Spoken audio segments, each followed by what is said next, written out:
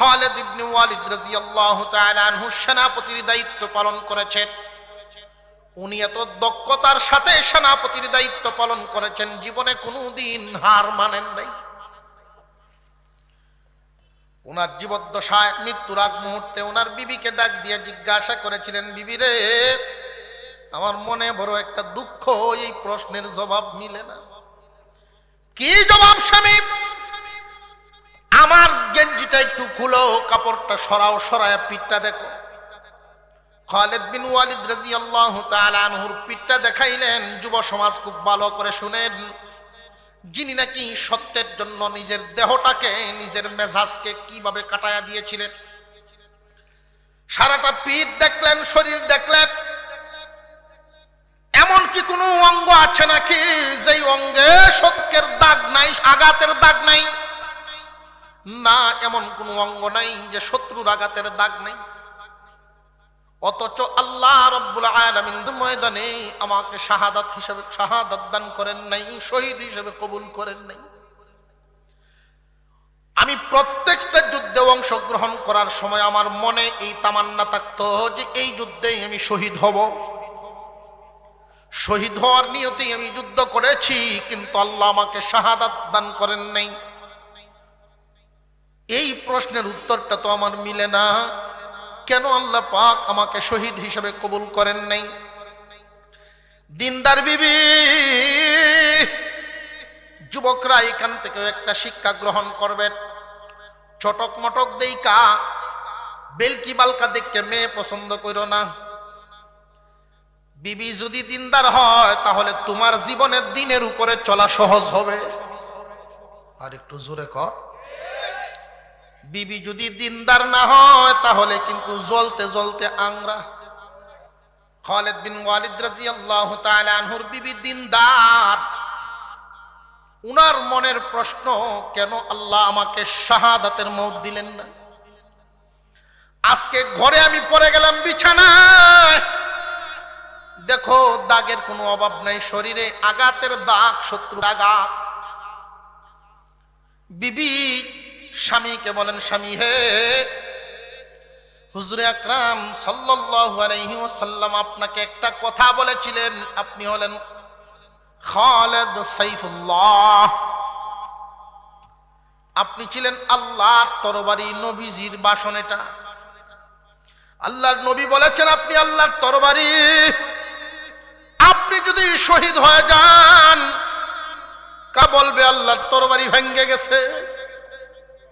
এই জন্য আল্লাহ আপনাকে শাহাদাতের মওত দেন নাই, আল্লাহর তরবারি ভাঙতে পারে না। সুবহানাল্লাহ বলেন। আল্লাহর তরবারি ভাঙতে পারে না, এই জন্য আল্লাহ পাক আপনাকে অন্য মর্যাদা দিয়েছে। আপনি যত যুদ্ধে অংশগ্রহণ করবেন, আরো ডাবল যুদ্ধে যদি অংশগ্রহণ করতেন, কোন আপনাকে মারতে পারবে না। কারণ বিশ্বনবীর জবান দিয়ে বাহির হয়ে গেছে আপনি আল্লাহর তরবারি সাইফুল্লাহ। যুবক, জীবন তোমার যেইভাবে তুমি চালাইবা এইভাবেই চলবে। এখনই আমাদেরকে সাজানোর, তোমাদেরকে সাজানোর দরকার। একখান হাদিস তিলাওয়াত করেছি, নবীজির হাদিস। আল্লাহর পয়গম্বর বলেন, ইগতানিম খামসান ক্বাবলা খামসিন শাবাবাকা ক্বাবলা হারামিক।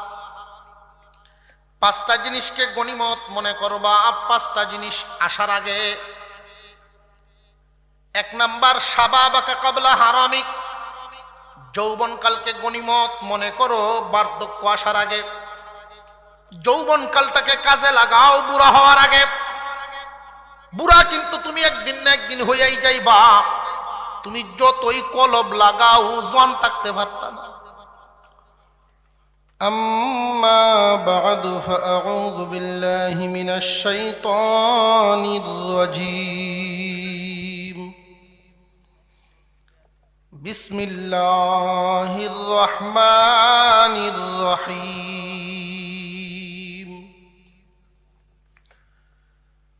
كيف تكفرون بالله وكنتم أمواتا فأحياكم ثم يميتكم ثم يحييكم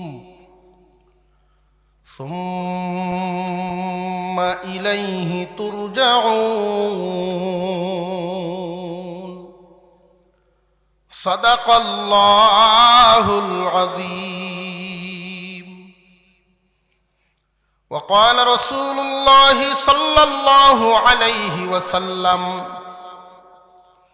اغتنم خمسا قبل خمس شبابك قبل هرمك وصحتك قبل سقمك وغناك قبل فقرك وفراغك قبل شغلك وحياتك قبل موتك وصدق رسوله النبي الكريم ونحن على ذلك من الشاهدين والشاكرين والحمد لله رب العالمين اللهم صل على محمد وعلى آل محمد كما صليت على إبراهيم وعلى آل إبراهيم إنك حميد مجيد اللهم بارك على محمد وعلى آل محمد كما باركت على إبراهيم وعلى آل إبراهيم إنك حميد مجيد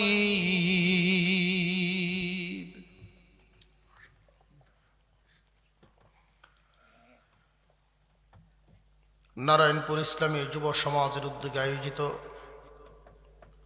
পঞ্চম বার্ষিকী তাফসীরুল কোরআন মাহফিলের শ্রদ্ধাভাজন সভাপতি সাহেব হযরত উলামায়ে কেরাম মুরব্বিয়ানে আযম সর্বস্তরের মুসলমান ভাইয়েরা পর্দার আড়াল থেকে আলোচনা শুনছেন দিনদার ইমানদার মুসলমান মা ও বোনেরা আল্লাহ পাক রব্বুল আলামিনের দরবারে শুকর আদায় করি যিনি অত্যন্ত দয়া করে আমাদেরকে আজকের এই কোরআনের মজলিস জান্নাতের বাগানে আসার তৌফিক দান করেছেন নবীজি সাল্লাল্লাহু আলাইহি ওয়াসাল্লামকে জিজ্ঞাসা করা হলো দুনিয়ার জমিনে জান্নাতের বাগান কোনটি আল্লাহর রাসূল বলেন যেখানে কোরআন শিক্ষা হয় কোরআনের আলোচনা হয় ওইটাই জান্নাতের বাগান আমরা এই জান্নাতের বাগানে আসতে পেরে খুশি না বেজার খুশি যে সবার সাথে দেখা সাক্ষাৎ হইল এরকম একটা কাজে আসলাম এই জন্য একটা বরকতপূর্ণ রহমতপূর্ণ জায়গায় আসতে পারছি এই জন্য আপনি আমার মতো বহু মানুষ এই এলাকায় বসবাস করেন সবার দ্বারা এই সমস্ত কাজে অংশগ্রহণ করা সম্ভব হয় না আল্লাহ পাক রব্বুল আলামিন আমাদেরকে নির্দিষ্ট একটা হায়াত দিয়ে দুনিয়াতে পাঠাইছেন এই হায়াতটা আপনি যে কাজে লাগাবেন এটা আপনার স্বাধীনতা কোন সৃষ্টিকেই আল্লাহ মানুষের মতো স্বাধীনতা দান করেন নাই আম গাছকে আম ধরার স্বাধীনতা দিয়েছেন কাঁঠাল ধরার স্বাধীনতা নাই আল্লাহ পাক রব্বুল আলামিন কোন প্রাণীকেই কোন সৃষ্টিকে মানুষের মতো করে এইভাবে স্বাধীনতা দেওয়া হয় না একমাত্র একটা মানুষকেই আল্লাহ হায়াত দিয়েছেন স্বাধীনতা দিয়েছেন ভালো মন্দ করার দুটা যোগ্যতা দিয়েছেন দুটা যোগ্যতা দিয়া স্বাধীনভাবে ছেড়ে দিয়েছেন দেখি তোমরা কি করো ওয়ালা নাবলুওয়ান্নাকুম লিয়াবলুয়াকুম আইয়ুকুম আহসানু আমালা লিয়াবলুয়াকুম আইয়ুকুম আহসানু আমালা ভালো মন্দ আমল কে কেমন করো না করো এটা পরীক্ষা করার জন্য ছেড়ে দিলাম দেখি কে কেমন করো এই ভালো মন্দ দুটোটা যোগ্যতা আমাদের মধ্যে আছে। এই অবস্থায় যদি আমরা ভালো কাজ করতে পারি, একটা মানুষের দাম বাড়তে বাড়তে বাড়তে বাড়তে ফেরেশতার চেয়েও বেড়ে যায়। পক্ষান্তরে মন্দ গুণের উপর ভর করে যদি মন্দ কাজ করতে থাকি, একটা মানুষ খারাপ হইতে হইতে খারাপই করতে করতে পশুর চেয়ে নিকৃষ্ট হয়ে যায়। আমি প্রায় সময় বলে থাকি, এই দুনিয়ার জমিনে আমরা কুকুরকে নিকৃষ্ট প্রাণী হিসেবে চিনি। কুকুর নিকৃষ্ট প্রাণী। অন্যান্য প্রাণীদের তুলনায় কুকুরের মধ্যে কিছু গুণ এমন আছে, যেই গুণগুলো একটা মানুষের মধ্যে থাকলে বিশ্ববিখ্যাত অলি হয়ে যেত। যেমন একটা গুণ আছে কুকুরের মধ্যে, প্রভু মানা, মালিক মানা। আপনি বাজার থেকে একটা বোয়াল মাছ আনলেন, বড় এক বোয়াল মাছ। এই কুকুরে যখন দেখবো আমার মালিকে বোয়াল মাছ আনছে, সে কিন্তু খুব খুশি। এমনকি তার বন্ধু বান্ধব 2-4 জনের দাওয়াত দিব। আপনার বিবি সাহেব যখন এই বোয়াল মাছ রাঁধতে থাকবো, আপনার বাড়ি সাইডে তো যাইতই না, আরো 2-4 জনের দাওয়াত দিয়ে আনছে। দেখবেন এই দিন কুত্তা আরো বেশি আপনার বাড়ি। এই দাওয়াত আপনি দিচ্ছেন না, হ্যাঁ আনছে, কিন্তু এর দাওয়াতই মেহমানেরা। রাত্রে যখন খাইতে বসলেন, কুকুর আপনার ঘরের দরজার সামনে 2টা হাত এমনি ফালাইয়া শুয়ে আছে। কখন আপনি মাছটা খায়া কাটাটা দিবেন, এই কাটা খাওয়ার আশায় সে শুয়ে আছে। আপনি যখন সুসা দিবেন, হ্যাঁ আওয়াজ দেয়, করে আওয়াজ দেয়, মানে এল্লা দেলাই না মারে। যে আপনি দলা করে তুইছেন সব আপনি বলতেছেন যেগুলো দেলাও কুত্তারা সামনে আছে, দেও। আপনার বিবি সাহেবের বেটেনের ফতুয়া, এমন এক ফতুয়া দিছে, রাত্রে কিছু বাইরে ফেলানি নাই। কুকুরে কয় বেটি দিলা তো সর্বনাশ করে লাই আমার। এই কুকুর না খায়াই রইল সারা রাত। সে কিন্তু তার যে অতিথি আনচিন দাওয়াত দেহারার কাছে শরম পাইল। এবারটা কেমন মালিকের বাড়ির তাহস কিস্তাই দিল না খাইতে, গেছে গা। আপনার বাড়ির কুকুরটা কিন্তু রাগে গুসায় আপনার বাড়ি ছেড়ে যায় না। অথচ আমরা পাশের জমিনে যদি দান হয় 10 মন্দর, আর আমার জমিনে যদি হয় 8 মন্দর, তেই আল্লাহর বিরুদ্ধে কথা কওয়া শুরু করে দিই। পাশের ঘরের এক ছেলে যদি বিদেশের ব্যবস্থা হয়ে যায়, আর আমার ছেলের ব্যবস্থা হয় না, আল্লাহরে দোষা শুরু করে দিই। করি না। কুকুর কৃতজ্ঞ বেশি না আমরা কৃতজ্ঞ বেশি, বিষয়টা একটু ফলো মিলাইবেন। এই কুকুরটা সারা রাত আপনার বাড়ি পাহারা কিন্তু দিবে না খায়া। ফজরের সময় আপনি ঘুম থেকে উঠেন নাই, উঠছেন সকাল 7টা বাজে। এই কুকুর আপনার ডিউটি ঠিকই করছেন না খায়া। আর আল্লাহ যে আপনার খানা খাওয়ায় ঘুম পাড়াইলো, আপনি তো ওইটা ডিউটি পালন করেন নাই। ডিউটি পালন না করে ফজরের নামাজ না হইতে উঠছেন 7টা বাজে, দরজা খুললিয়া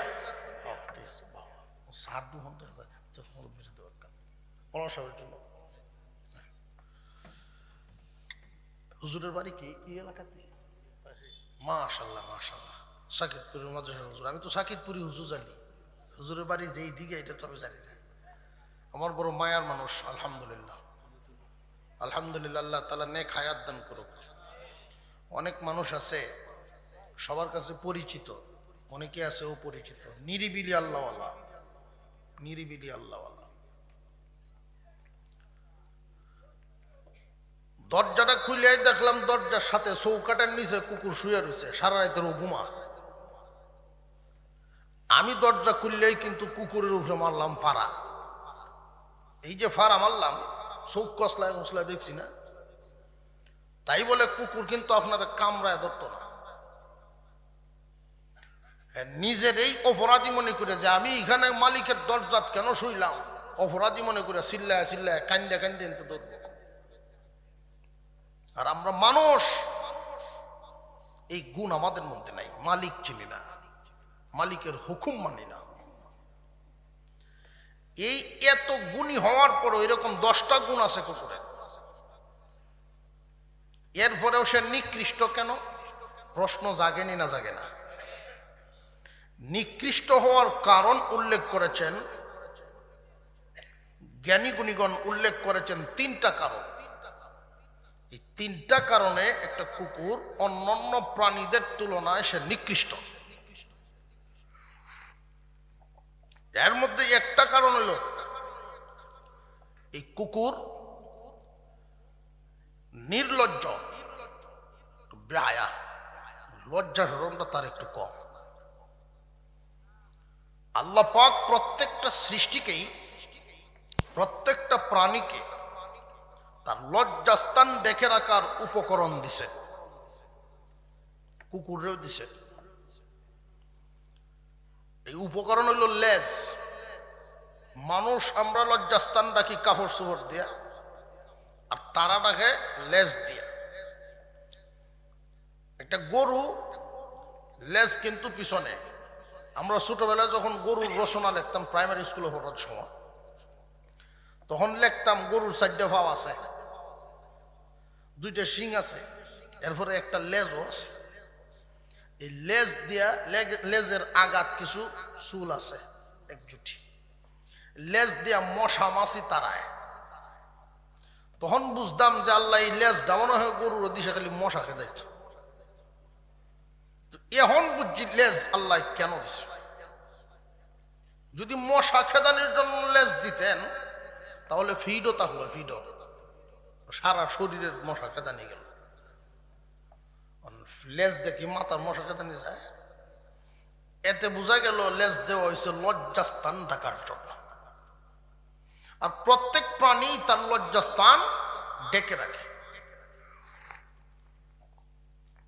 একমাত্র কুকুর ছাড়া। ছাগলের লেজটা দেখবেন 4 আঙ্গুল লম্বা, এরপরে ভালাইতেছে। আর কুকুর আদাত লম্বা, উল্টা হইতেছে। জোরে কর, ঠিক না বেঠিক? বেহায়া। মানুষের মধ্যে কিছু মানুষ এমন আছে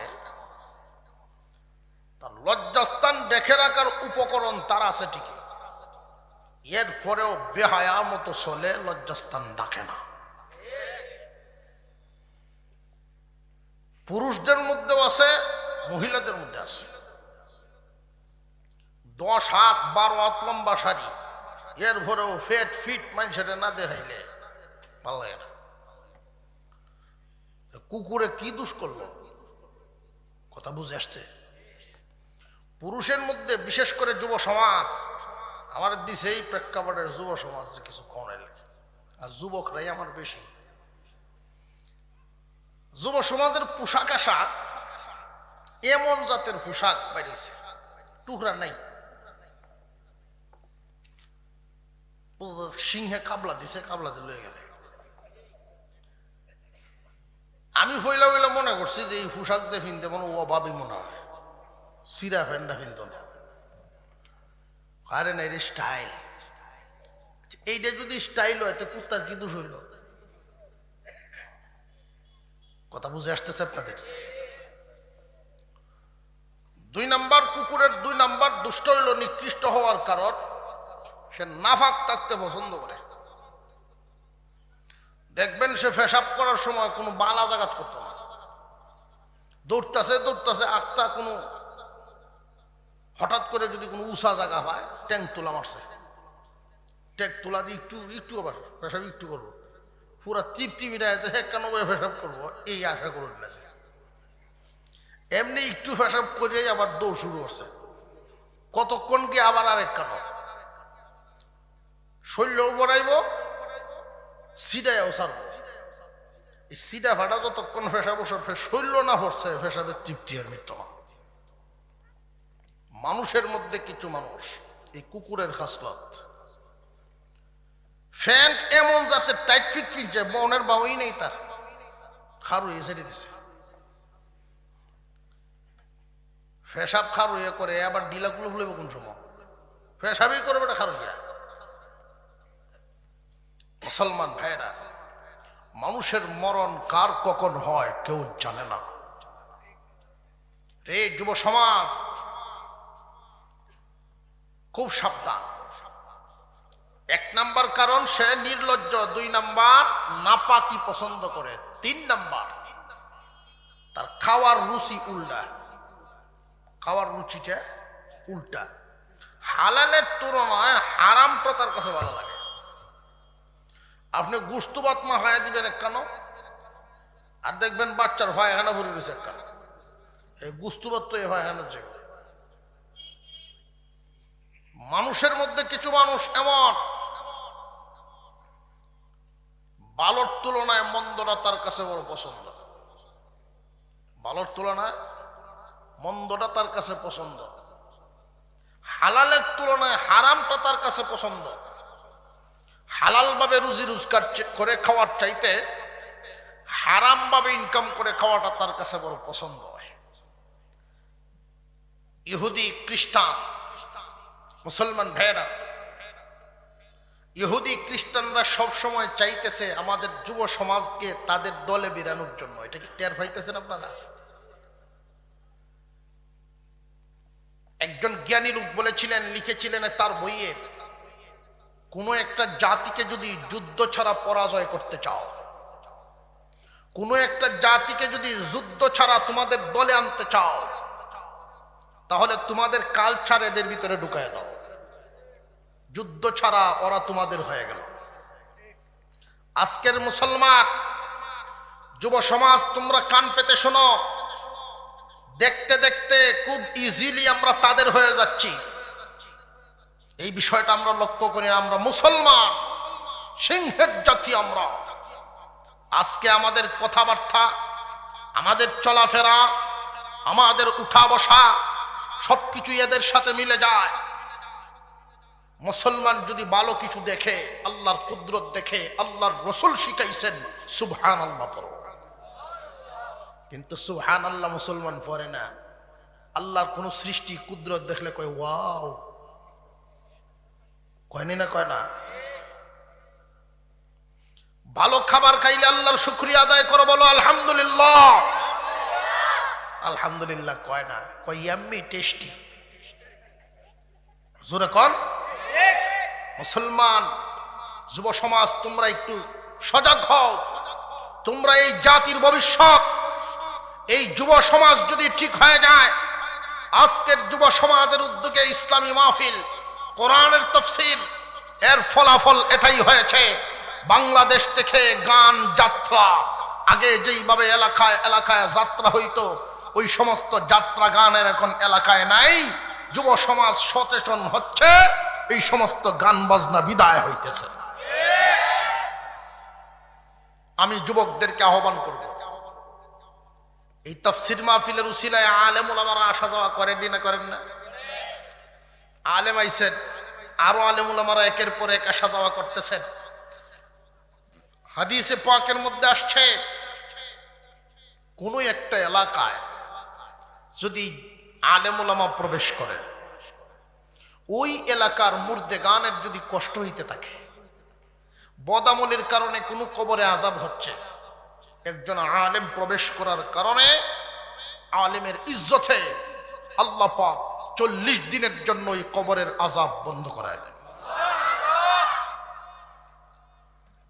আলেম ওলামাদের সাথে সুসম্পর্ক রাখবেন। প্রতি বছর এই তাফসীর মাহফিলকে চালু রাখার চেষ্টা রাখবেন ইনশাআল্লাহ। যুবকরা, এই যুবক বয়সটা জোয়ান কালটারে যদি কাজে লাগায় দেওয়া যায়, তাহলে বুড়া বয়সে ফল পাওয়া যাবে। কেমন? একজন সরকারি চাকরিজীবী তার শক্তিশালী বয়সটা সরকারকে দিল, মৃত্যুর আগ পর্যন্ত, রিটায়ার্ডের পরেও মাথা আছে না নাই? ঠিক তেমনি ভাবে একজন যুবক তার জোয়ান কালটাকে যদি কোরআনের তফসির করাতে লাগাইয়া দিল, নামাজে লাগাইয়া দিল, সমাজ কল্যাণ কাজে লাগাইয়া দিল। আজকের এই তফসির মাহফিলে মিনিমাম 20-30 জন যুবক একসাথে আছে না? একটা গ্রাম, নারায়ণপুর গ্রাম, এই 30 জন যুবক যদি সঠিক বুঝা শিখে ফেলে, কোন মেম্বারে কি বাজেট দেওয়ান লাগবে গ্রামে, এই আশায় এরা বসে থাকতো। একটা রাস্তা যদি ভাঙ্গা দেখে 10-20 জন কাজ করলেই মোটামুটি আধা বেলা 2 ঘন্টা ডিউটি করলেই মাটি কেটে রাস্তাটা ঠিক করে দেবে।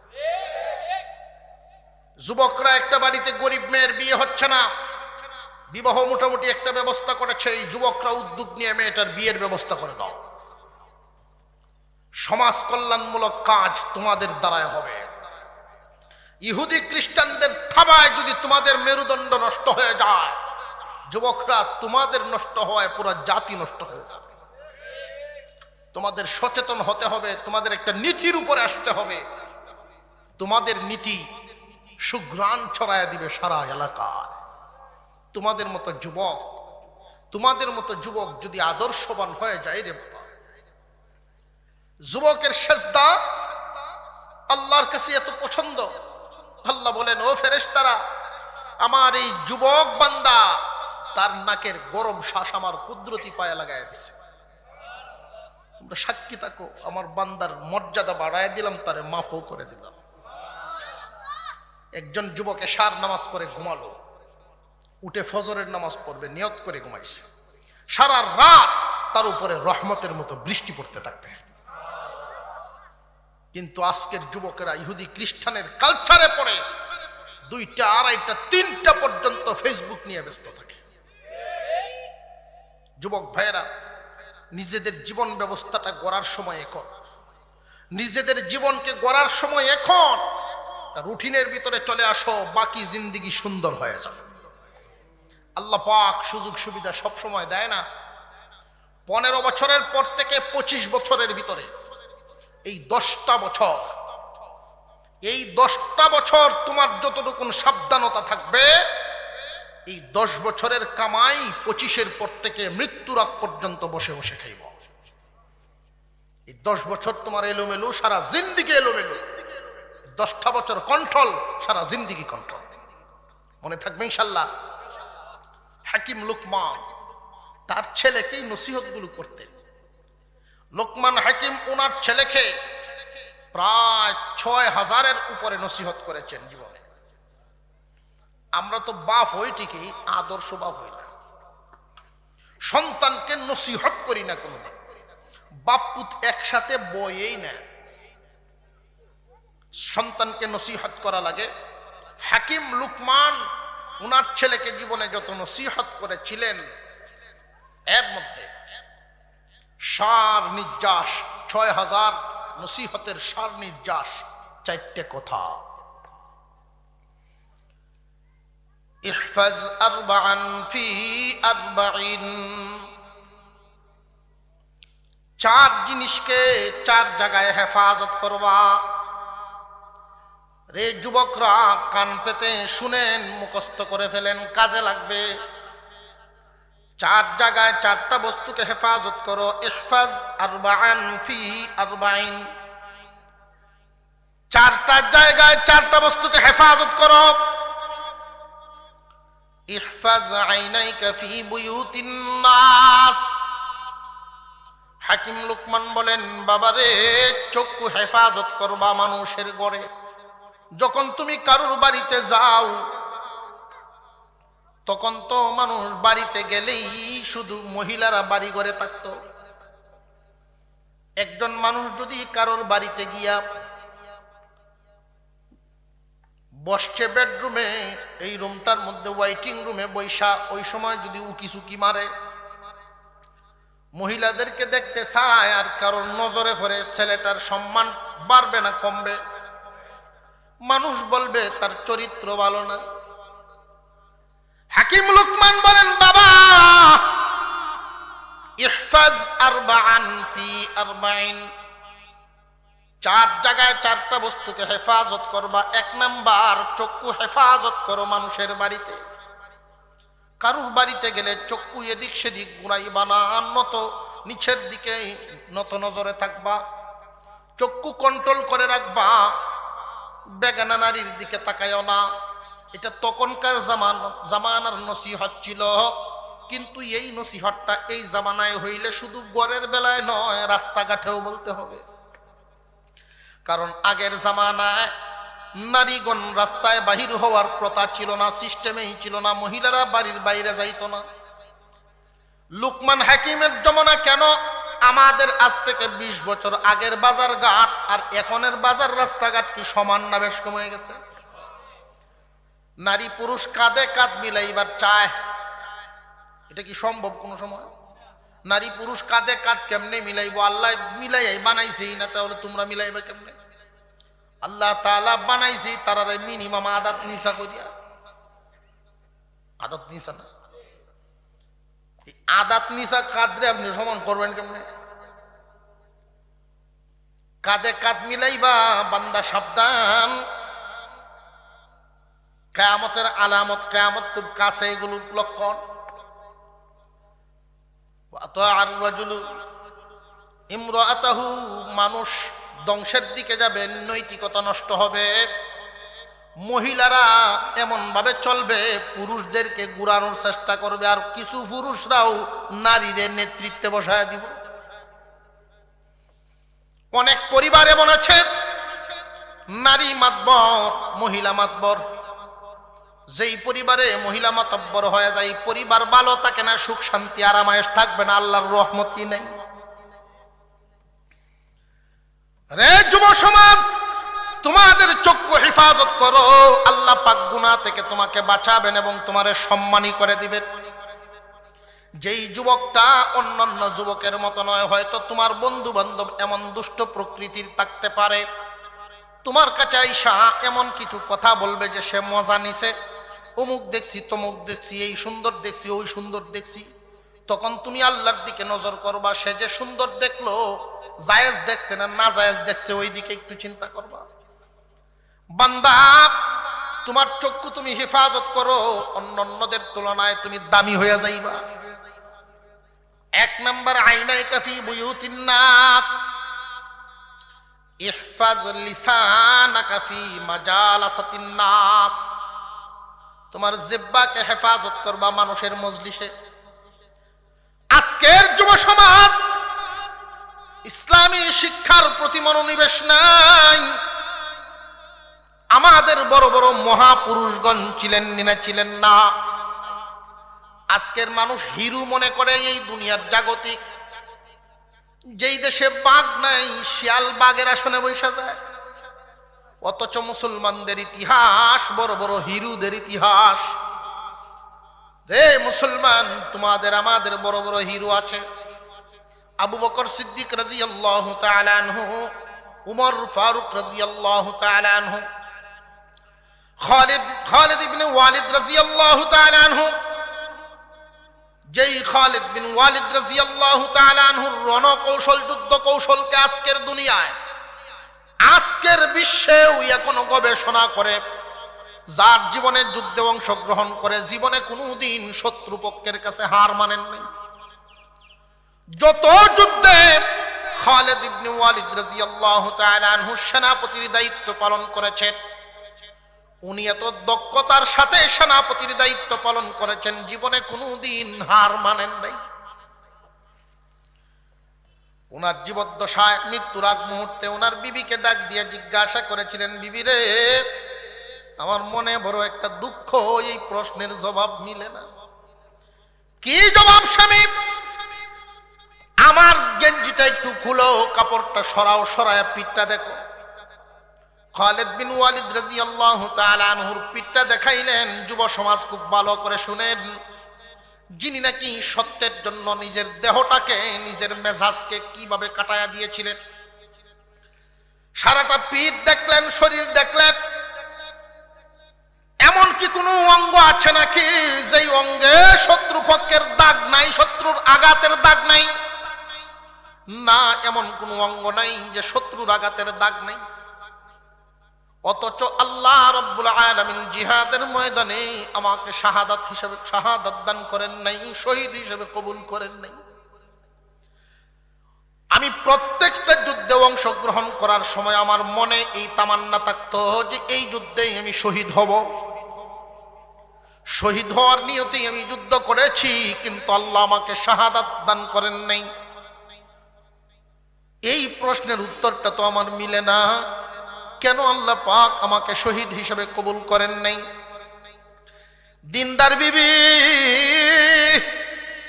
যুবকরা এখান থেকে একটা শিক্ষা গ্রহণ করবেন।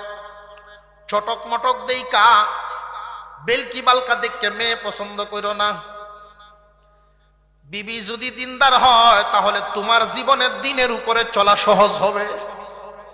আর একটু জোরে কর।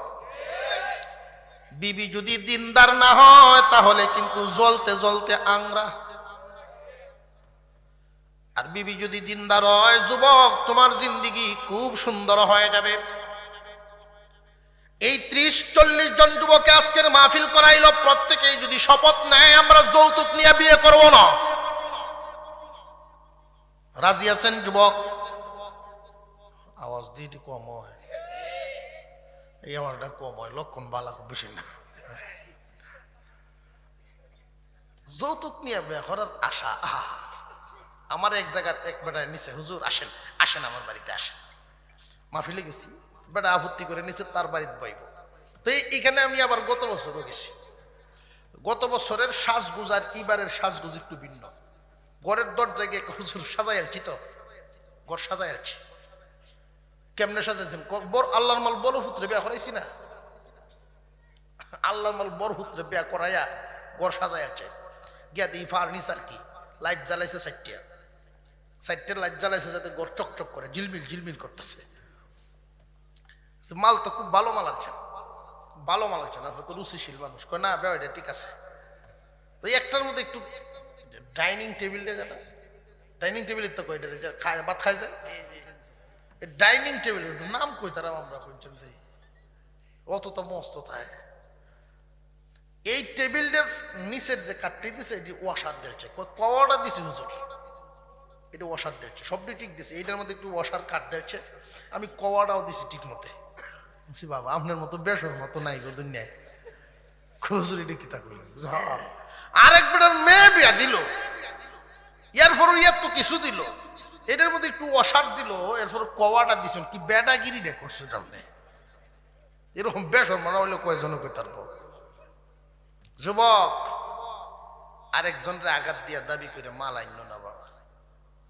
উনি যদি হাদিয়া হিসাবে ছেলে এবং মেয়ের জামাই সুন্দরে চলার জন্য উনার খুশি মতো তোমার একটা লুঙ্গি হাদিয়া দেয়, এটা নিয়ম, গুনাহ নাই। উনি ইচ্ছা করে শ্বশুর, উনি ইচ্ছা করিয়া তোমাকে দিতেছেন, সেটা ভিন্ন কথা।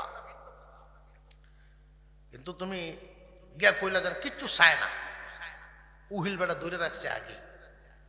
উকিল আছে না অ্যাডভোকেটরা দেখবেন কওয়াটা যায়, দেখ কি সিস্টেম, এর মুখ যে কি মধু, মুখের মতো যদি বেসন যাইতো প্রত্যেক উকিলের শিল্পপতি হইল। গিয়া কইব ছেলে রাজপুত্র, ছেলের ছবি ছেলে রাজপুত্র, মেয়ের বাড়িতে গিয়ে কইব।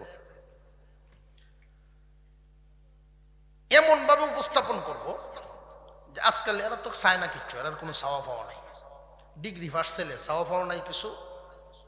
তো এই সমস্ত ছেলে ফেলে মোটর সাইকেলটা বইলে ভালাই লাগে আলাদা, এমন ভাই কোয়া দিব। বাজেট এমন ভাবে কৌশলে আদায় করতে করতে না 4-5 লাখ তুললে বই রয়েছে। যুবকরা কোরআনের তাফসির মাহফিল করান, আপনারা একটা জিহাদের মধ্যে অংশগ্রহণ করেছেন, আপনারা মুজাহিদ। এই মুজাহিদদের একটা শপথ হবে, আমাদের সুন্দর ভবিষ্যৎ চাই সামনে। আমরা জীবন চলায় সমাজে আমরা এমন কিছু দৃষ্টান্ত স্থাপন করব, পুরো সমাজ যেন পরিবর্তন হয়ে যায়। নারায়ণপুর গ্রাম যেন একটা আদর্শ গ্রাম হয়। যুবকরা যদি আদর্শবান হয়ে যায়, পুরো গ্রামই আদর্শবান হয়ে যাবে। এই গ্রামের কোনো ছেলে যখন যৌতুক নিয়ে বিয়ে করবে না, এই গ্রামটা হবে একটা আদর্শ গ্রাম। এই গ্রামের একটা মেয়েকে অন্য জায়গায় নিতে চাইলেও যৌতুক চাওয়ার সাহস কেউ করবে না। যুবকরা, তোমরা যদি ইচ্ছা করো পারবা, তোমরা ইচ্ছা করলে পারবা। খালিদ বিন ওয়ালিদ রাদিয়াল্লাহু তাআলা আনহুর বিবি দিনদার, উনার মনের প্রশ্ন, কেন আল্লাহ আমাকে শাহাদাতের মওত দিলেন না? আজকে ঘরে আমি পড়ে গেলাম বিছানায়, দেখো দাগের কোনো অভাব নাই, শরীরে আঘাতের দাগ, শত্রুপক্ষের আঘাত। বিবি স্বামীকে বলেন, স্বামী হে, হুজুরে আকরাম সাল্লাল্লাহু আলাইহি ওয়াসাল্লাম আপনাকে একটা কথা বলেছিলেন, আপনি হলেন খালিদ সাইফুল্লাহ, আপনি ছিলেন আল্লাহর তরবারি, নবীজির বাসন এটা। আল্লাহর নবী বলেছেন আপনি আল্লাহর তরবারি, আপনি যদি শহীদ হয়ে যান কাফিরেরা বলবে আল্লাহর তরবারি ভেঙে গেছে। এই জন্য আল্লাহ আপনাকে শাহাদাতের মওত দেন নাই, আল্লাহর তরবারি ভাঙতে পারে না। সুবহানাল্লাহ বলেন। আল্লাহর তরবারি ভাঙতে পারে না, এই জন্য আল্লাহ পাক আপনাকে অন্য মর্যাদা দিয়েছে। আপনি যত যুদ্ধে অংশগ্রহণ করবেন, আরো ডাবল যুদ্ধে যদি অংশগ্রহণ করতেন, কোন কাফের আপনাকে মারতে পারবে না। কারণ বিশ্বনবীর জবান দিয়ে বাহির হয়ে গেছে আপনি আল্লাহর তরবারি সাইফুল্লাহ। যুবক, জীবন তোমার যেইভাবে তুমি চালাইবা এইভাবেই চলবে। এখনই আমাদেরকে সাজানোর, তোমাদেরকে সাজানোর দরকার। একখান হাদিস তিলাওয়াত করেছি, নবীজির হাদিস। আল্লাহর পয়গম্বর বলেন, ইগতানিম খামসান ক্বাবলা খামসিন শাবাবাকা ক্বাবলা হারামিক। পাঁচটা জিনিসকে গনিমত মনে করবা, পাঁচটা জিনিস আসার আগে। এক নাম্বার, শাবাবাকা ক্বাবলা হারামিক, যৌবনকালকে গনিমত মনে করো বার্ধক্য আসার আগে। যৌবনকালটাকে কাজে লাগাও বুড়া হওয়ার আগে। বুড়া কিন্তু তুমি একদিন না একদিন হইয়াই যাইবা। তুমি যতই কলব লাগাও জোয়ান থাকতে পারতা না। লাগায়নি না? লাগায় না? কলবের প্যাকেট লইয়া দেয় দেখছি, যখন লাগায় কয়েকদিন পরে দেখা যায় গুটি সাদা হয়ে যায়, পরে একটা ফাখরা চখরার মতো লাগে। যুব সমাজ, তোমাদেরকে সবক দেই জোয়ান কালটারে কাজে লাগানো। হাকিম লুকমান উপদেশ দিয়েছেন ছেলেকে অনেক, এর মধ্যে সার নির্যাস কয় কথা, কয়টা? ইহফাজ আরবাআন ফি আরবাঈন, চারটা জায়গায় চারটা জিনিস হেফাজত করবা। এক নাম্বার, চক্ষু হেফাজত, নিষিদ্ধ বস্তু দেখা থেকে, সোজা এক কথা। নিষিদ্ধ বস্তু দেখা থেকে চক্ষু হেফাজত করো, চোখের পাওয়ার বাড়বে, তোমার জ্ঞান বুদ্ধি বাড়বে। যদি চক্ষু হেফাজত করতে না পারো, চোখও নষ্ট হবে, আল্লাহর দেয়া এই নিয়ামত, জ্ঞান বুদ্ধিও নষ্ট হবে, জীবনে চলার পথে সঠিক সিদ্ধান্ত নিতে পারবা না। ব্রেনের সাথে চোখের সম্পর্ক আছে না নাই? চক্ষু হেফাজত করো, জায়েজ জিনিসগুলো দেখো, না জায়েজ জিনিস দেখবা না। আমাদের বুজুর্গানে দিন চক্ষু হেফাজত করতেন, এই জন্য উনাদের সিদ্ধান্তগুলো সঠিক সিদ্ধান্ত। উনাদের সিদ্ধান্তে ভুল হইতো না, কারণ একটাই, উনারা যা দেখতেন ভালো ভালো দেখতেন, খারাপ কিছু দেখতেন না। ইহফাজ লিসানাকা ফি মাজালাসিতিন নাস, মানুষের মজলিসে বসলেই তোমার কথা বলতে হবে এমন না, জিহ্বা হেফাজত করবা। কোনো একটা মজলিসে বসলে পরে অন্যরা কি কথা বলতেছেন এইগুলো শুনতে থাকবা। যদি দেখা যায় দামি দামি কথা হচ্ছে তাহলে গ্রহণ করো, আর যদি দেখা যায় ওইখানে আবল তাবুল কথা হইতেছে, সমালোচনামূলক কথা হইতেছে, গীবত শেখায়াত হইতেছে, তাহলে নিজেকে গুটাই এখান থেকে চলে যাও। উপদেশ নেওয়ার মতো কোনো কথা যদি থাকে তাহলে উপদেশ নাও। যদি এখানে ঘৃণিত কথা হইতে থাকে নিজেকে গুঠায় চলে আসো। তুমি যদি এদের সাথে শামিল হয়ে যাও তাহলে তুমিও তো গুনাহগার হয়ে যাবে। যুব সমাজ 3 নম্বরের যেই উপদেশ, ইহফাজ কলবাকা ফিস সালাহ, ইহফাজ কলবাকা ফিস সালাহ, নামাজের মধ্যে কলবকে হেফাজতে রাখবা। নামাজের সাথে কলবের সম্পর্ক করে ফেলো।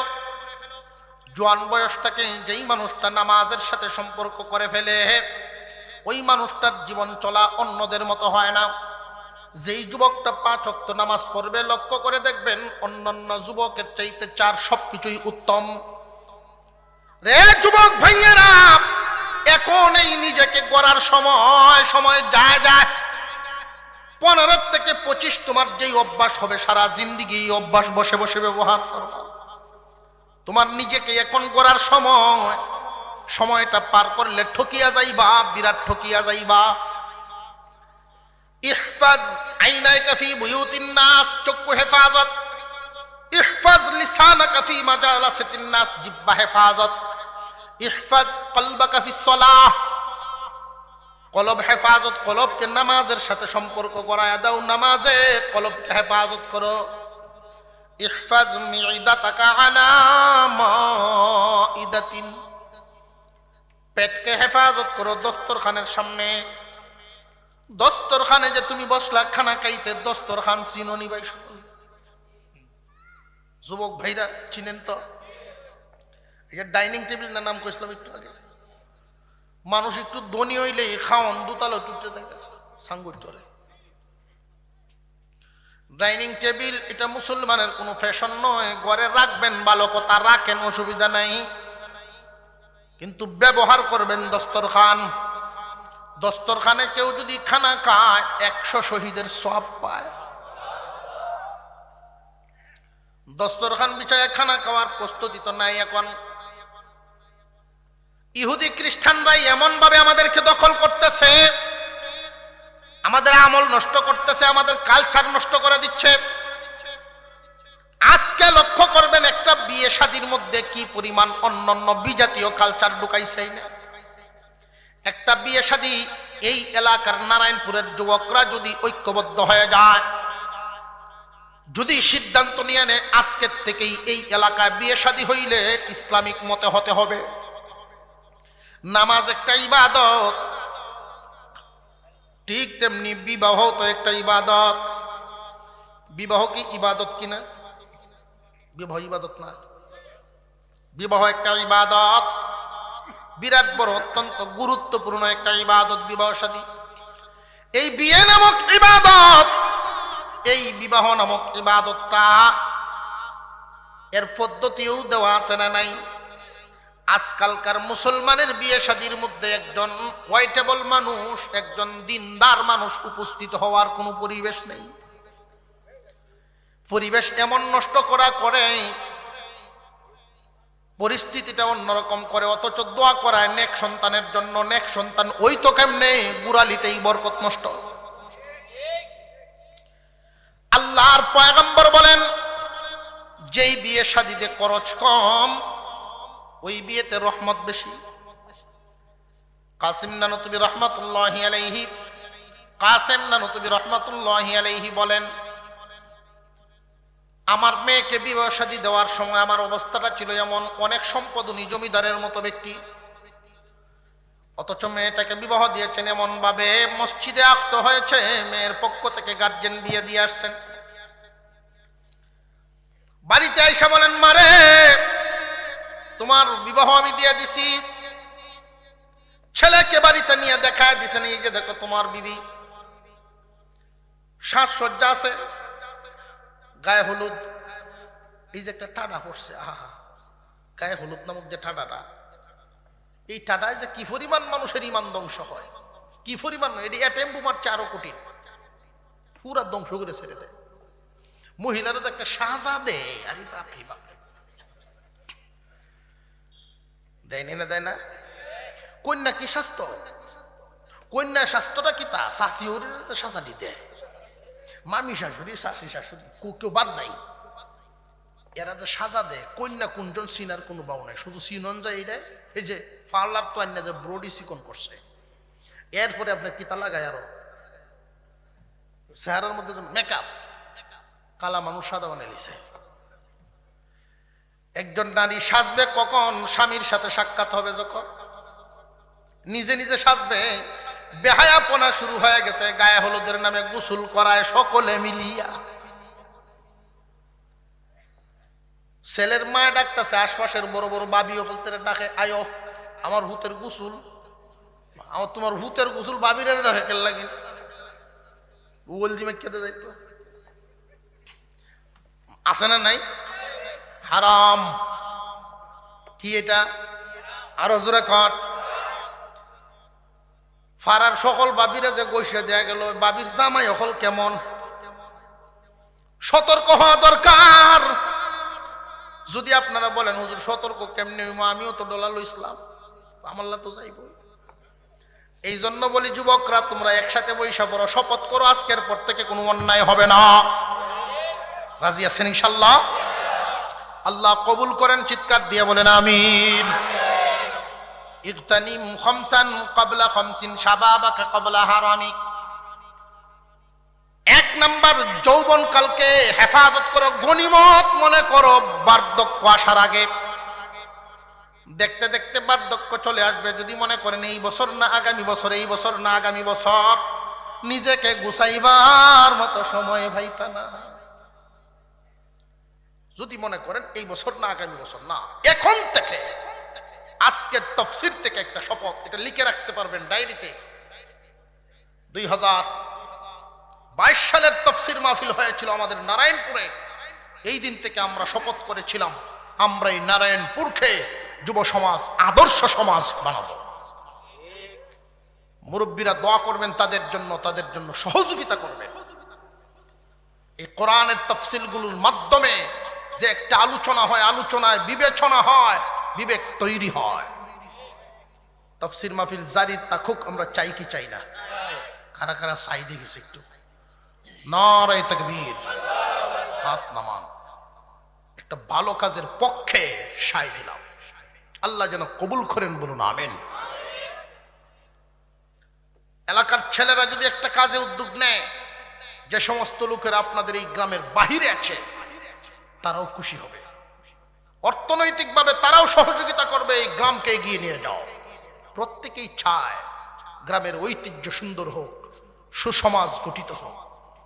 আমরা তো চেষ্টা করে দেখছি যে সমস্ত লোকেরা টক শুতে বৈশা নারী স্বাধীনতার নামে অশালীন কর্মকাণ্ড সমাজে ঘটাইতেছে, চেষ্টা করে দেখতে লাইছি, বহু লাইন চেষ্টা করে দেখতে লাইছি, ফলাফল জিরো, বরং আরো মাইনাসে যায়। ইসলাম ব্যবস্থার চাইতে সুন্দর ব্যবস্থা আর কোনটাই হতে পারে না। ইসলামের শান্তি, ইসলাম ছাড়া শান্তি নেই, ইসলাম ছাড়া শান্তি নেই। যুবকদেরকে বলা হচ্ছে জোয়ান কালকে হেফাজত করো বুড়া হওয়ার আগে। কোন একজন যুবক যদি যৌবনকালে তার এই বয়সটারে কাজে লাগাইতে পারে, যুবক যদি চিন্তা ভাবনা করেন যে আমার এই যৌবনকালে আমি ইচ্ছা করলে এলাকার 10 মাইলের ভিতরে যত জানাজা সব জায়গায় যাব, পারবেনই না? পারবে না? তার শরীরে শক্তি আছে। ইচ্ছা করলে 5 ওয়াক্ত নামাজ মসজিদে গিয়ে পড়তে পারবেনই না? পারবে না? সকাল বিকাল কোরআন তিলাওয়াত করতে পারবে।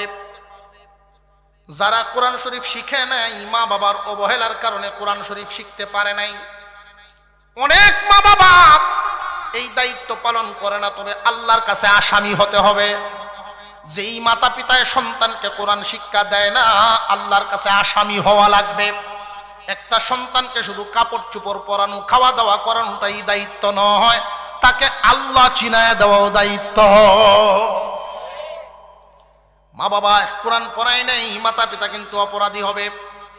এই দুনিয়ার জমিনের ভবিষ্যৎটা হলো ক্ষণস্থায়ী ভবিষ্যৎ, আখিরাতের ভবিষ্যৎ হলো চিরস্থায়ী ভবিষ্যৎ। মা বাবাই শুধু দুনিয়ার ভবিষ্যৎ কিভাবে গড়া লাগে এটা শিখাইছে, আখিরাতের ভবিষ্যৎ কেমনে ইনকাম করা লাগে এটা শিখায় নাই। নামাজ শিখায় নাই, কোরআন শিখায় নাই। রে যুবক, শিখায় নাই। এখন তোমরা শিখিয়া লো, এখন থেকে তৈরি হয়ে যাও। কিন্তু বুড়া হইলে যদি কও যে নামাজ যে সময়, এখন তো বালেগ হয়ে গেছি, নামাজ ঠিক মতে পারি না, এই জন্য পড়ি না, এটা কইলে তুমি বাঁচতে পারবা না। যুবক এখন নিজেকে করা শুরু করে দাও, ইচ্ছা করলে তুমি কোরআন শিখে ফেলতে পারবা। 20 জন যুবক 30 জন যুবক মিলিয়া প্রশিক্ষণপ্রাপ্ত একজন আলেম বা হাফেজ দিয়ে কোরআন শিক্ষা করেন, নামাজ কালাম শুরু করে দেন। এই বয়সে যদি 5 ওয়াক্ত নামাজ পড়েন, সকাল বিকাল কোরআন তিলাওয়াত করেন, একজন যুবক ইচ্ছা করলে শেষ রাত্রিতে আল্লাহর সামনে যায় নামাজে দাঁড়ায় তাহাজ্জুদে সিজদা দিতে পারবে। এই যুবক ইচ্ছা করলে যেমনি ইচ্ছা এমনি আল্লাহকে খুশি করতে পারবে। যেই দিন এই মানুষটা বুড়া হয়ে যাবে, আল্লাহ পাক রব্বুল আলামিন ফেরেশতাকে নেকি লিখার ফেরেশতারে ডাক দিয়া বলেন, ফেরেশতারা রে, ও আমার ফেরেশতা, তোমরা যে নেকি লিখতেছো, আমার বান্দা বুড়া হওয়ার কারণে এখন আর আগের মতো নেক কাজ করতে পারে না, তাই বলে নেকি লিখার কলমটা তোমরা থামায়ো না। আমার বান্দা ইচ্ছা করে কাজ বন্ধ করে নাই, ইচ্ছা করে বুড়া হয় নাই, আমি তারে বুড়া বানাইছি। আমার বান্দা জোয়ান থাকাকালীন আমাকে খুশি করার চেষ্টা করেছে, যুবক থাকা অবস্থায় আমার কাজগুলো করছে, এখন বুড়া হইছে এই জন্য আর আগের মতো পারে না। সুতরাং নেকি লিখার কলমটা থামাইবা না, আমার বান্দার মরার আগ পর্যন্ত নেকি লিখার কলম চালাইয়া যাও। ইগতানিম খামসান ক্বাবলা খামসিন, শাবাবাকা ক্বাবলা হারামিক, সিহহাতাকা ক্বাবলা সুকমিক, গানাকা ক্বাবলা ফাকরিক। সুস্থতাকে গনিমত মনে করো অসুস্থ হওয়ার আগে, সুস্থতাকে গনিমত মনে করো অসুস্থ হওয়ার আগে। অসুস্থ হইলে বোঝা যায় সুস্থতার কি দাম। তোমার কর্মের কারণে এই যে মোবাইলটার দিকে বারবার তাকায় রইছো, চোখটি নষ্ট হয়ে যাইব রে যুবক। এই দুনিয়ার ইহুদি খ্রিস্টানদের আবিষ্কৃত যত বস্তু আছে, যুবকদের ঈমান আমল সব ধ্বংস করে দেওয়ার জন্য মানুষ খুব খুব খুব চেষ্টায় আছে। তারা আমাদের সাবধান থাকতে হবে। 5 ওয়াক্ত যেই সময় আছে, 5টা ওয়াক্ত, ফজর, জোহর, আসর, মাগরিব, এশা, এই 5টা ওয়াক্তে যদি একজন যুবক আল্লাহর সামনে দাঁড়ায়, এই 5টা ওয়াক্ত পৃথিবীর যেই চন্দ্র সূর্য চলতেছে, চাঁদ এবং সূর্য যে চলে, এই 5টা ওয়াক্তের সাথে মানুষের শরীরের বডির বিরাট একটা সম্পর্ক আছে। সারাদিন পরিশ্রম করেন, এই 5টা ওয়াক্ত আল্লাহর সামনে দাঁড়ান, আল্লাহর সামনে যদি 5টা ওয়াক্ত নামাজ আদায় করেন, একটা মানুষ যদি ফজরের নামাজ পড়ে, যুবকরা রে, হয়তো তোমাদের সিলেবাসেও পড়াশোনা করেছ, সকালের আবহাওয়া কতটুকুন বিশুদ্ধ আবহাওয়া, তামাম দিনেও এই পরিমাণ বিশুদ্ধ আবহাওয়া পাওয়া যায় না। আল্লাহর পয়গম্বর শিখাইছেন, আমার উম্মতেরা সকাল বেলায় ঘুম থেকে উঠবে, আল্লাহর কুদরতি পায়ে সিজদা দিয়া শুকর আদায় করবে। আল্লাহ, ঘুম থেকে তুমি উঠাইছো তো আমি উঠলাম, যদি না উঠাইতা কারোর উঠানোর কোনো সুযোগ নাই। আল্লাহ, উঠাইছো তো উঠাইছো, পুরাপুরি সুস্থ অবস্থায় উঠাইছো। ঘুম থেকে উঠে যদি দেখতাম একটা চোখের আলো নাই, ঘুম থেকে উঠে যদি দেখতাম একটা হাত পা চলে না, আল্লাহ পুরাপুরি সুস্থভাবে তুমি উঠাইছো। বাথরুম থেকে বাহির হইলেন, পেশাব পায়খানা ঠিক মতো আগের মতো হইছে, সুস্থতা। আল্লাহর কুদরতি পায়ে সিজদা দেন, ফজরের নামাজটুকু আদায় করে একটু হাঁটেন, হাঁটাচলা করেন বা আবহাওয়াটা লাগান, দেখবেন যে এই দিন ফজরের নামাজ পড়তে পারেন, এই দিন আপনার মনটাই অন্যরকম লাগবে। 5 ওয়াক্ত নামাজ ঠিক মতো যত্নশীল হয়ে যান, বিশেষ করে ফজরের নামাজ। যারা ফজর এবং মাগরিব, কোনো বর্ণনায় ফজর এবং আসর, এই 2টা ওয়াক্ত নামাজের হেফাজত করতে পারবে, ফজরের আসরের এই 2 ওয়াক্ত নামাজের হেফাজত যারা করতে পারবে, আল্লাহ রাব্বুল আলামিন এদেরকে জান্নাতে প্রবেশ করাইবেন। নবীজি বলেন, আমি এদের জান্নাতের জিম্মাদার হয়ে গেলাম। যুবক ভাইয়েরা খুব মনোযোগী হয়ে যান। খেলাধুলা করতেছেন মাঠে, নারায়ণপুরের যুবকরা যদি চিন্তা করে আমরা মাঠেই নামাজ পড়ে ফেলবো, এলাকার মধ্যে একটা চিত্র তৈরি হয়ে যাবে, কি আদর্শ শুরু হইল রে ভাই, কি আদর্শ শুরু হইল। 2-1 নেতৃত্ব দেওয়ার যুবক দরকার, এই সমাজে 2-1 নেতৃত্ব দেওয়ার যুবক দরকার।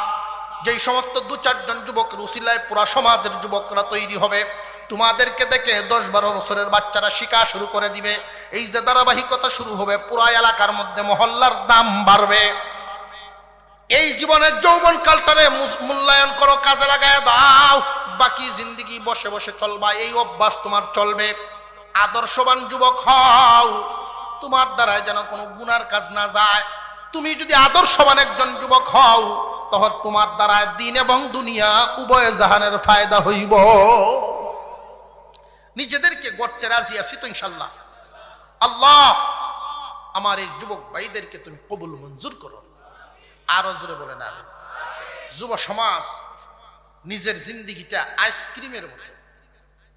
আইসক্রিম যদি বাক্স থেকে বাহির করে ফেলে, খাইলেও দেখবেন শেষ হইব, না খাইলেও ফুটা ফুটা ফুটে শেষ হইব। কাজে লাগাও, আল্লাহর কাছে জবাব দিতে হবে এই যৌবন কালটা কোন কাজে কাটাইছো। কোন একজন যুবক যদি তার চরিত্র হেফাজত করে, চক্ষু বেলায় না ক্ষতি করে না, চরিত্র নষ্ট করে না, আল্লাহর দেওয়া যৌবনকে আল্লাহর হুকুমে ব্যবহার করে, আল্লাহ তাআলা তাকে নিয়ামত দিবেন। এই দুনিয়ার জমিনে তাকে সম্মান বাড়ায়া দিবেন, আখিরাতে আল্লাহর আরশের ছায়াতলে তার জায়গা দিবেন। আল্লাহ যেন আমার যুবক ভাইদেরকে কবুল করেন, বলুন আমিন। এই যুবকদেরকে আমলওয়ালা বানানোর তৌফিক দেন, বলুন আমিন। আমি আপনাদের কাছে দোয়া চাই, আল্লাহ যেন আমাদের আমল আখলাক ঠিক করেন, আমাকেও বরকতওয়ালা বানান, আমাকেও যেন আমলের তৌফিক দান করেন। আর এই এলাকার যুবকদের জন্য আমি দোয়া করি, আল্লাহ যেন এই যুবকদেরকে আদর্শবান যুবক হওয়ার তৌফিক দান করেন। এবং বিশেষ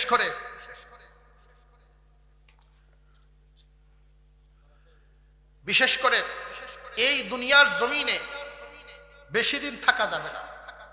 নিজেকে যেইভাবে গড়বেন, একটু একটু চোখগুলি ঘুরায় দেখেন, যে সমস্ত লোকেরা এত লাফালাফি করে, এত ফালাফালি করে, জিরো, নাম থাকে না, ইজ্জত নিয়ে দুনিয়ার থেকে যাইতে পারে না।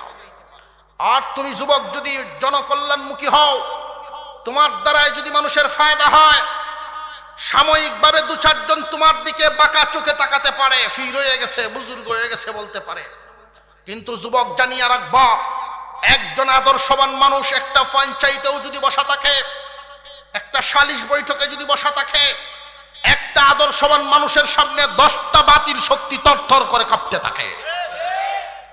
তুমি আদর্শবান যুবক যদি এখন থেকে নিজেকে তৈরি করো, তোমার সাথে দু চারজন দাঁড়ায়া যাবে, যেইভাবে বিশ্বনবীর সাথে আবু বকর ওমর দাঁড়িয়েছেন।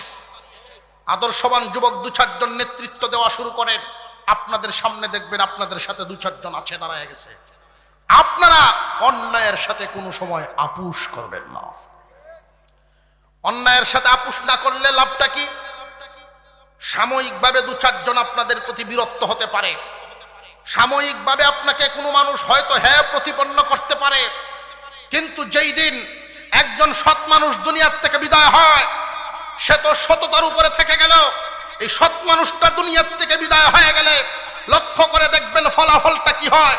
কবরে শুয়ে থাকলেও, কবরের কাছ দিয়েও কোনো বাতিল হেঁটে গেলে তার শরীরটা কেঁপে উঠে, একজন বীর শুয়ে আছে এখানে। আর যদি আপনার নীতি আদর্শ নষ্ট করে দেন, মরার পরে তো মানুষ গালিগালাজ করবই, থাকতেও আপনার সামনে কিছু কইতো না, ডরায়া ওয়া উকদিমার রাজুলু মাখাফাতা শাররিহি।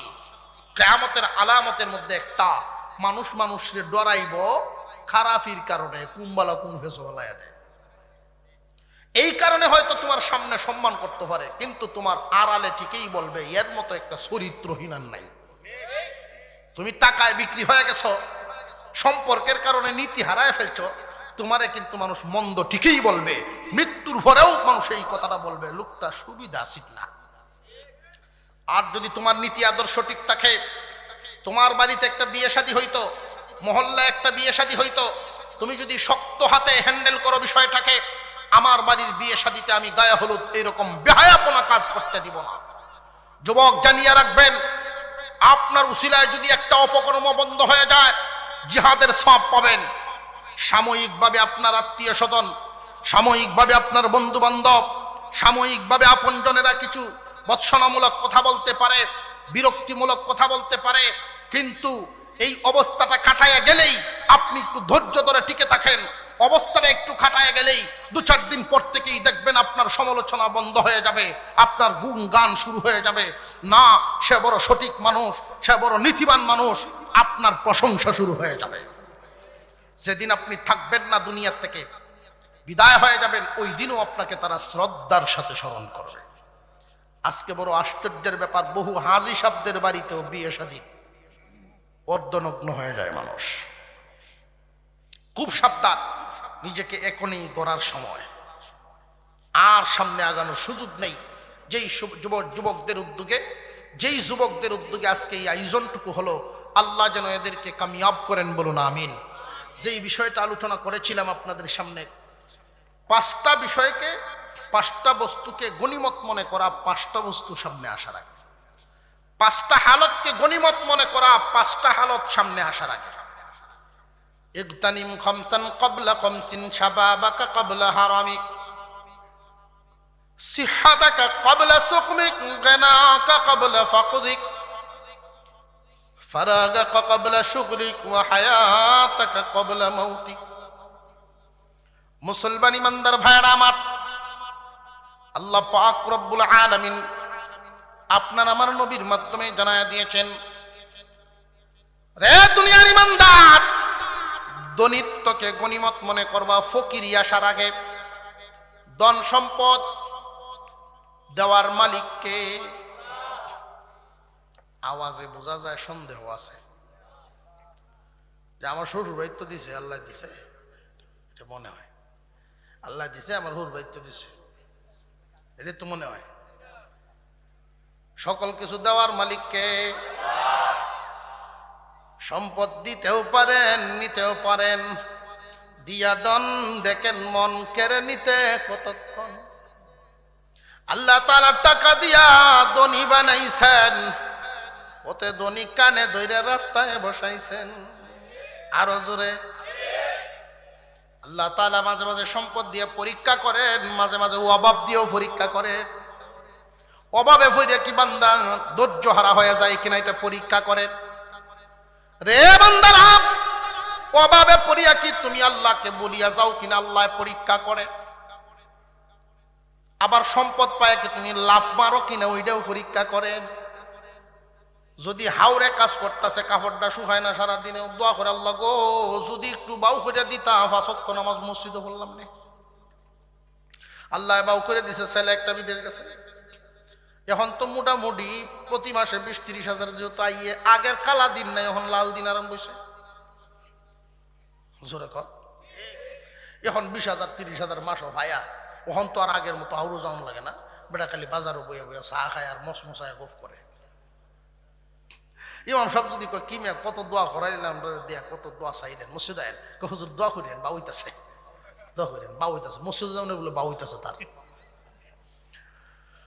মসজিদে যাওয়ানের বাউ এমনি লাগে না, বাউ আল্লাহ তাআলা করিয়ে দিয়েছেন আগেই। তুমি বালেগ হইছ, শুরু করে দাও। কিছুদিন পরে এই ছেলের বেতন বাড়ছে, আরেক ছেলে গেছে। এখন তো বেটার মোটামুটি আর উন্নতি। কয় আমি মেম্বারি ওরা মেম্বার ইলেকশন করবো, পাগল হয়ে গেছি।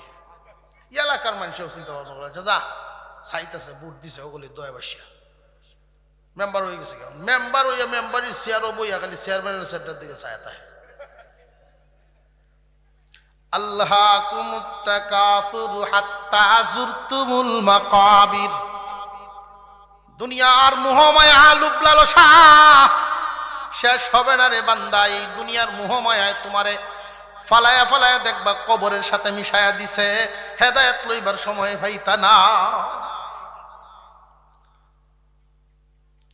দুনিয়ার সহায় সম্পদ দেওয়ার মালিককে।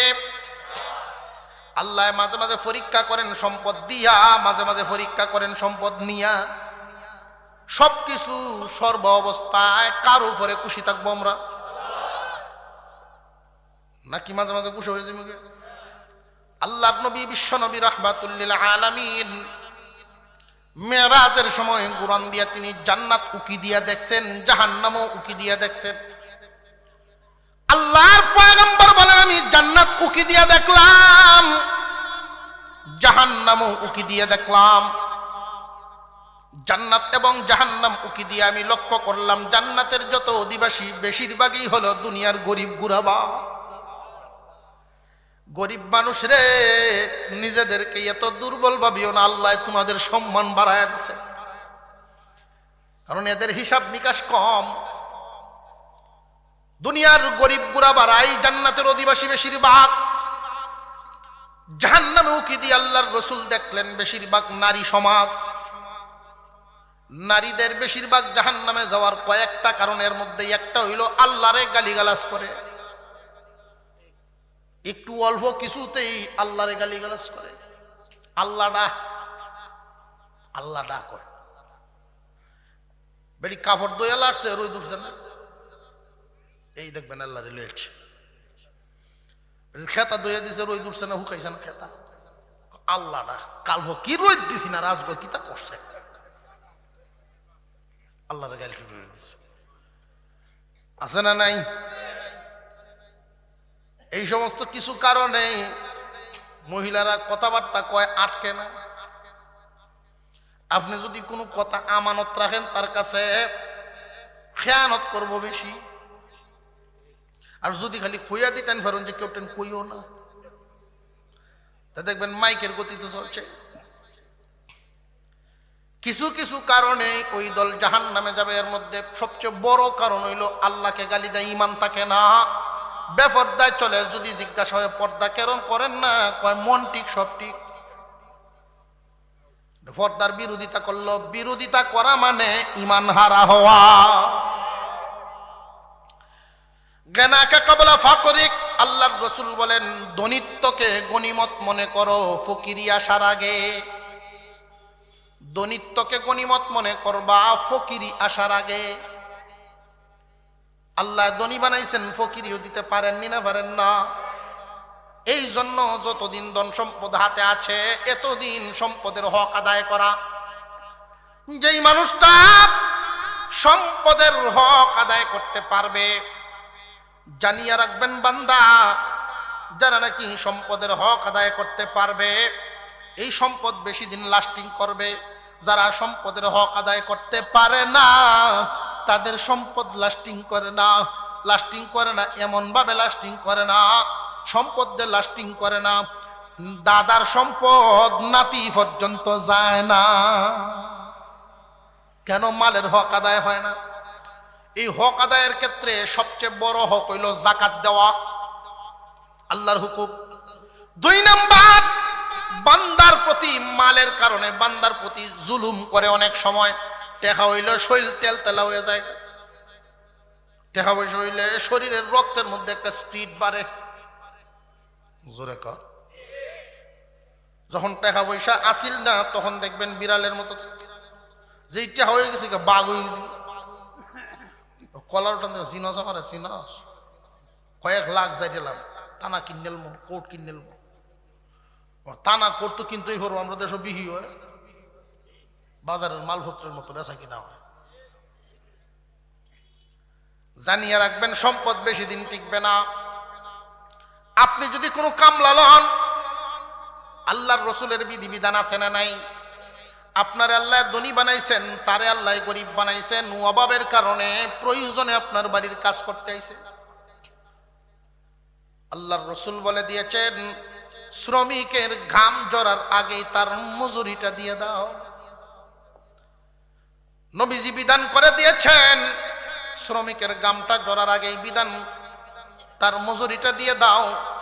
এর দ্বারাই বুঝাইছেন, তোমার ক্ষেতে যে কাজ করতেছে, পয়সাটা টাকাটা পকেটে লইয়া বা কোমরে লইয়া এরপরে ক্ষেতের আইলো গুরু, কাজ শেষ সাথে সাথে দিয়ে দাও। কিন্তু অনেক মানুষ এমন আছেন, ধনী, মালের টেলায় রক্তের গরমে কয় বাজারও দেখা করিস, হয়নি না? কয় না? বাড়িত গেছে কাম করিয়া, বিবি জিগায় টেকা কই, কয় কইছে বাজারও দেখা করতে, লইয়া যাও ব্যাগটা, বাজার করে আনবা, তাহলে তো বাচ্চারা খাইব। ব্যাগ লইয়া গিয়ে সন্ধ্যার পর থেকে মালিক খুঁজে, মালিক তো পায় না, টেকাও পায় না, গরিব মানুষরে কেউ দাঁড় করছেও দেয় না। পরের কাজ করছে এক কারণ, বিবি সন্তানকে খানা খাওয়াইতো। 8টা 9টা পর্যন্ত মালিক রে খুঁজতে খুঁজতে দেখা যায় আরেক বেড়ার ঘরের পিছে বইয়া টাস খেলায় বন্ধু বান্ধব লইয়া। তার তো রুচি আছে মনে গেছে গেছে। ভাই সাহেব, আপনারা খুঁজতে খুঁজতে পাইতাছি না, এবার মনটা একটু বিরক্ত হয়েছে। উত্তর দিছে, এই জন্য তোরার মতো লোকের আরে কামলাই লই না। কয়নি না? কয় না? আঘাত পাইছেন না পাইছে না? একটা হইলো সারা দিনের কাজ করার জ্বালা, আমি গরিব, আমার মতো মানুষ আর একটা ধনী। যদি সাথে সাথে মজুরিটা দিয়া দিতা, তার সারা দিনের কষ্ট মুহূর্তের ভিতরে শেষ হয়ে যেত। এই কষ্ট লইয়া বাজার হইছে, বাচ্চাদের জন্য বাজার করবে, সন্ধ্যা পর্যন্ত খুঁজলো, এটা আরেক কষ্ট। এখন যে তুমি কইলা তোরার মতো লোকেরা কামলা এই জন্য লই না, এটা আরেক কষ্ট। বান্দারে, এই যে কষ্টের পর কষ্ট এতটুকু দিলেন, বাজার করিয়া যখন বাড়িতে গেলেন, বাড়িতে গিয়া দেখেন আল্লাহর বান্দার বাচ্চাগুলো ঘুমায়া গেছে। এই যে বাচ্চারা ঘুমায় গেল, না খায়া ঘুমাইল, সারাটা দিন পরিশ্রম কাদের জন্য করছিল, না খায়া ঘুমাইছে, আল্লাহর বান্দার চোখের পানি গড় গড় করিয়া পড়িয়া গেছে। এই যে চোখের পানি পড়ে গেছে, এই পানিটার যে বদদোয়া লাগলো, এটা কিন্তু এমন ভাবে কবুল হয়, মাঝখানে কোনো পর্দা থাকে না। অবশেষে ফলাফল কি হবে? ফলাফল হইল তোমার বাড়ির সম্পদের মালিক হইব ওই গরিব বেটার মালিক, আর তোমার বাড়ির সন্তানরা ভবিষ্যতে তার বাড়ির কাজের লোক হইব। গানাকা কবলা ফাকরিক, ফকিরি আসার আগেই মালের হক আদায় করা, ফকিরি আসার আগেই মালের হক আদায় করা। নারে তাকবীর, নারে তাকবীর। আলহামদুলিল্লাহ, বড় মহব্বতের মানুষ হযরতুল আল্লামা হযরত মাওলানা দেলোয়ার হোসেন নুরি সাহেব, চমৎকার একজন আলোচক, অত্যন্ত মহব্বতের মানুষ। আপনাদেরকে মন ভরে আলোচনা শোনাবেন, উনি এসে পৌঁছে গেছেন। আমরা বলি আলহামদুলিল্লাহ, আরো জোরে বলেন আলহামদুলিল্লাহ। আজকের মাহফিল কামিয়াব, মেহমানগণ হাজির। আল্লাহ তাআলা যেন ওনার জবান থেকেও দামি দামি কথা, আমি তো জানি উনি দামি দামি কথা বলেন, আরো দোয়া করছি আল্লাহ যেন উঁচা মাকামের